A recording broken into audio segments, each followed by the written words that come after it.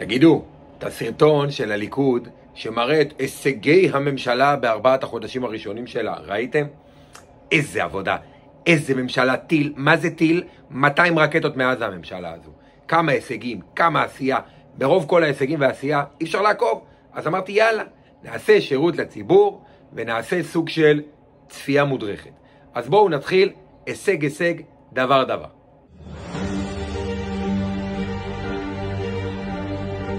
התחלנו את תוכנית חינוך חינם מגיל 0 עד 3 במענק של כמעט 1,000 ש"ח לילד במשפחה שבה שני ההורים עובדים.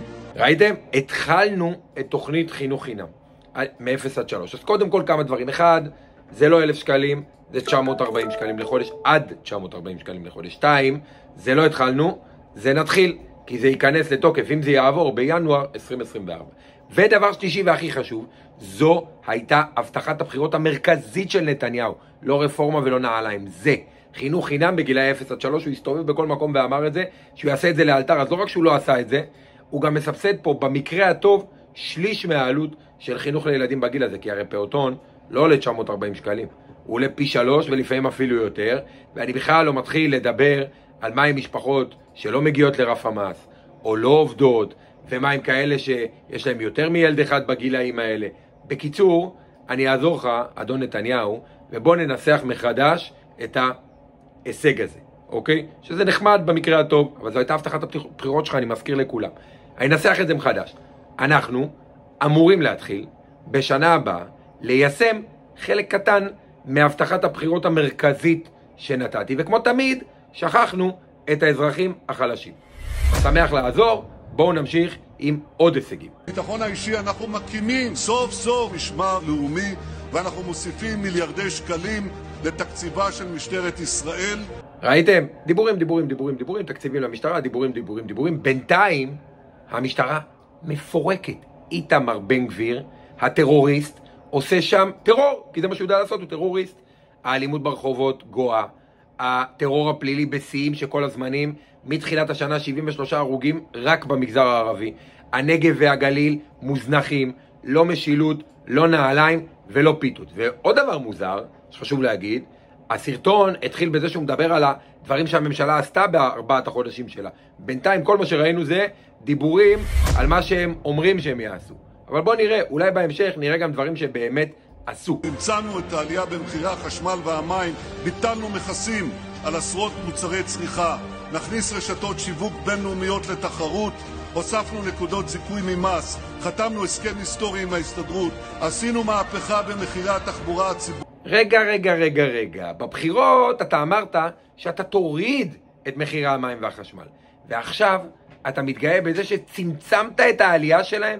זאת אומרת, לא רק שלא הורדת כמו שהבטחת, אתה עוד מתגאה בזה שהם עלו. כמה אתה חושב שהציבור שלך מטומטם? ולגבי המכסים, סיפורים פרקטית, מהרגע שנכנסתי המחירים ממשיכים לעלות, אנחנו באינפלציה מטורפת. ולגבי רשתות השיווק מחול, אתה בטח מדבר על קרפור, הרשת שהוסכם להכניס אותה בתקופה של בנט ולפיד. בינתיים לא הישגים, רק דיבורים ושקרים אל מול הבטחות הבחירות, אבל בואו נמשיך. הוספנו נקודות זיכוי ממס, חתמנו הסכם היסטורי עם ההסתדרות, עשינו מהפכה במחירי התחבורה הציבורית. אז לגבי הנקודות זיכוי, לא מכיר שום נקודות זיכוי שהוספו, לא חושב שיש אזרח או אזרחית בישראל שבינתיים במשכורת שלהם רואים נקודות זיכוי. אולי דיבורים על העתיד וכן הלאה, אני לא מכיר, אם אני טועה אני אשמח שיתקנו אותי.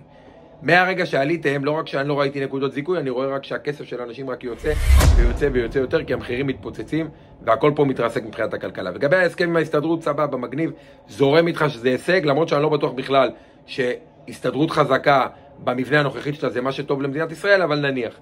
ובנוגע לתחבורה הציבורית, באמא שלך, הרי אתה יודע שמירי רגב רק מחרבת את התחבורה הציבורית, מחרבת, היא רוצה לבטל נת"צים, היא מתכוונת להשקיע מיליארדים בכל מיני כבישים מיותרים, בהתנחלויות מבודדות, היא בכלל מנסה לקדם עוד ועוד נסיעה ברכב פרטי, עושה שמות במטרו. איך אתה לא מתבייש להציג כאילו אתם תורמים להקטנה של היקף הפקקים וכמות הרכבים על הכביש? כמה אתה חושב שהציבור שלך מטומטם? כמה? בואו נמשיך. פטור מוויזות לארצות הברית, עוד מעט זה יתממש. לגבי הפטור מוויזות, לא אתם קידמתם. זה קודם כבר בממשלה הקודמת. ובינתיים, לא רק שלא קידמתם את זה ואין שום בשורות בנושא, אלא הצלחתם תוך 4 חודשים לפגוע עד כדי כך ביחסים עם ארצות הברית, שביידן, נשיא ארצות הברית, לא מוכן להזמין אותך לבית הלבן, למרות שאתה כבר 4 חודשים ראש ממשלה, יותר מ4 חודשים. מאז שנכנסת לתפקיד לא רוצה להזמין אותך, לא רוצה לראות אותך. בואו נשמע על עוד הישגים. אולי בצד המדיני יש הישגים, כי בצד הכלכלי שמענו בעיקר דיבורים ושום מעשים. אז בואו נראה אולי בצד המדיני. אנחנו שגרירות חדשה בטורקמניסטן, אנחנו גם שגרירות חדשה של צ'אד בארץ, חיזקנו את היחסים עם טורקיה, שלחנו משלחת חילוץ לטורקיה, פתרנו סוף סוף את משבר המשלחות והיחסים עם פולין, והבאנו עידן חדש ביחסים עם אזרבייג'אן. שמעתם? טורקמניסטן, צ'אד, טורקיה ואזרבייג'אן. למה אתה לא מדבר על אנגליה, על גרמניה, על הולנד, על ארצות הברית, על כל מיני מקומות שאו שלא רוצים לארח אותך בכלל, או שבקושי קיבלו אותך כשבאת ולא מפסיקים לבקר את ישראל בפומבי ולא בפומבי. איך הגענו למצב שכזה מהר המדינה שלנו הידרדרה עם הממשלה שלכם, שאנחנו מתגאים בהישגים, מיקרו-הישגים, של שגרירות עם צ'אד וטורקמניסטן, וטורקיה זה בכלל לא הממשלה שלך, זה הממשלה הקודמת, הפשירה את היחסים עם טורקיה. הרצוג, אני מזכיר לך, נסע, יש לך, אתה קצת שכחן, הרצוג נסע לטורקיה לפגישה, טס לפגישה עוד בכהונה של הממשלה הקודמת. ולגבי המשלחת עם טורקיה, על מה אתה מתגאה בדיוק? על מה אתה מתגאה? אתה לוקח קרדיט עכשיו גם על רעידות אדמה? אז שלחנו משלחת, זה הישג, אין לך הישגים עד כדי כך שאתה נובר ומביא לי איזה הישג קטן ששלחנו משלחת שטורקיה הייתה ברעידת אדמה.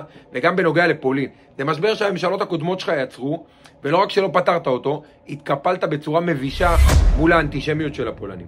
ולסיום, בגלל שאתה כזה שכחני וחמוד וסבלה, אז אני אעזור לך לכל מיני הישגים ששכחת.